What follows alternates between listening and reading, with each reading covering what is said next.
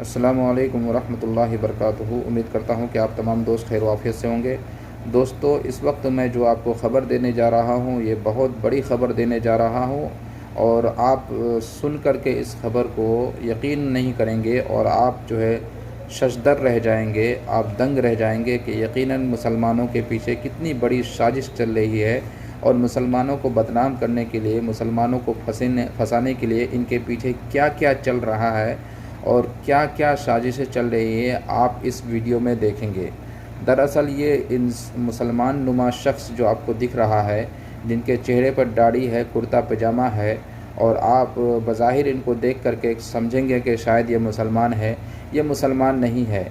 इन्होंने 2 फरवरी को रामलला सदस्य के सदन जो है मनोज कुमार जी, उनको फ़ोन किया और कहा कि आज रात 10 बजे तक आपके राम मंदिर को मैं बम से उड़ा दूंगा और साथ ही साथ राम मंदिर के साथ साथ दिल्ली मेट्रो स्टेशन को भी बम से उड़ा दूंगा।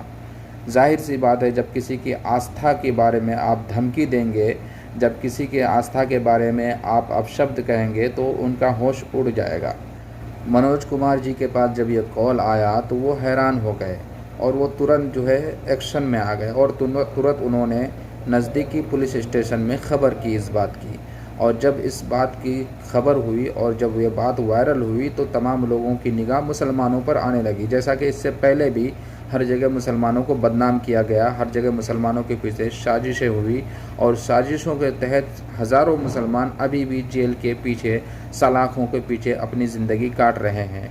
इस बार भी ऐसा ही हुआ और मुसलमानों को बदनाम किया जाने लगा। क्यों कि ये शख्स जो आप देख रहे हैं, दाढ़ी वाले शख्स को आप जो देख रहे हैं, कुर्ता पजामे वाले शख्स को देख रहे हैं, ये मुसलमान का नाम लेकर के मुसलमानों को बदनाम करने के लिए, मुसलमानों को फंसाने के लिए इसने इतना घटिया काम किया था।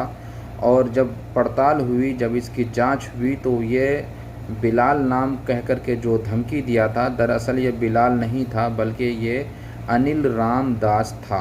जी हाँ, आपने सही सुना कि इसका नाम बिलाल नहीं बल्कि इसका नाम अनिल राम दास था और धमकी दिया राम मंदिर उड़ाने का। खुद का नाम अनिल राम दास, आप गौर कीजिए, और धमकी दिया राम मंदिर को उड़ाने का। यानी कि ये साजिश कितनी बड़ी साजिश है मुसलमानों को फंसाने के लिए, आप अंदाज़ा कीजिए इस बात का, और मुसलमानों को बदनाम करने के लिए कितनी बड़ी साजिश है। दरअसल इनका काम है ब्लैक मेलिंग करना और ब्लैक मेलिंग के ज़रिए से लोगों से पैसे कमाना।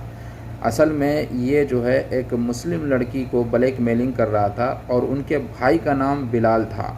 जब वो मुस्लिम लड़की इसके झांसे में नहीं आई और इनकी बातों में नहीं आई तो इनके भाई को यानी बिलाल को फंसाने के लिए, बिलाल को बदनाम करने के लिए उनके नाम से रामलला सदन के जो सदस्य हैं मनोज कुमार जी, उनको धमकी दे डालें ताकि बिलाल फंस जाए और बिलाल अरेस्ट हो जाए और पूरी दुनिया में बिलाल आतंकवाद घोषित कर दिया जाए, हिंदुस्तान में मुसलमानों के नाम बदनाम हो जाए और फिर एक बार साजिश के तहत कोई मुसलमान जेल में चला जाए। लेकिन इसकी ये साजिश चली नहीं, इसका ये जो है ये नाकाम रहा और पकड़ा गया।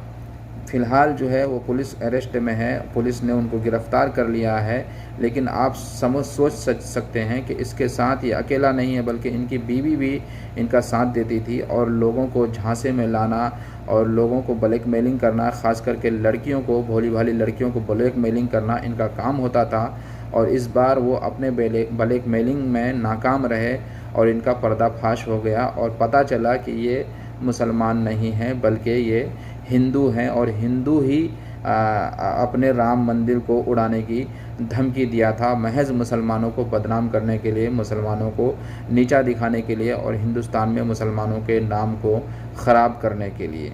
आइए सुनते हैं वहाँ के डीआईजी साहब के को और उन्होंने क्या क्या बयान दिया है इनके बारे में, फिर उसके बाद हम अपनी बात करते हैं। 2 फरवरी को एक अज्ञात व्यक्ति द्वारा रामलला सदन के मनोज कुमार को सूचना दी गई, जो प्रयागराज में कल्पवास कर रहे थे, कि आज राम मंदिर को उड़ा दिया जाएगा। ये सूचना उन्होंने स्थानीय पुलिस को दी। स्थानीय पुलिस को सूचना प्राप्त हुई तो प्रभारी पुलिस अधीक्षक, उप महानिरीक्षक महोदय द्वारा एक टीम का गठन किया गया, अभियोग पंजीकृत किया गया इसमें। और गठन करने के बाद सबसे पहले टीम ने उसके स्रोत का पता किया। जब उस नंबर के स्रोत का पता चला तो उसमें बिलाल नाम के व्यक्ति का एक नाम सामने आया जो दिल्ली के रहने वाले थे। जब बिलाल से दिल्ली में जाकर के पूछताछ की गई तो घटनाक्रम उसमें इस तरीके से प्रकाश में आया कि उनकी बहन का किसी लड़के के साथ कुछ मामला चल रहा था। उस लड़के ने बिलाल को फंसाने के उद्देश्य से इंटरनेट कॉलिंग करके ये सूचना दी थी।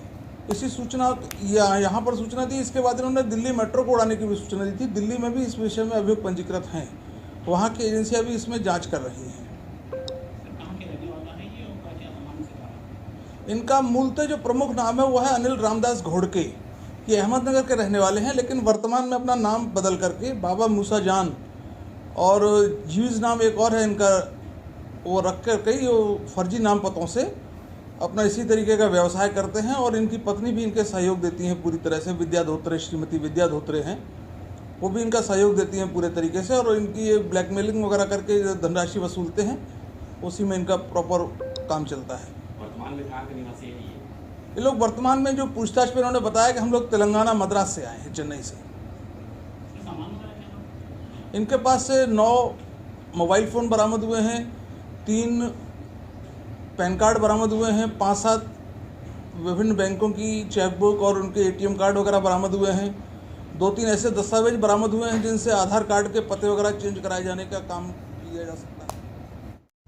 तो आपने पूरी घटना सुन लिया होगा और आप समझ गए होंगे कि मुसलमानों के पीछे कितनी बड़ी साजिश चल रही है।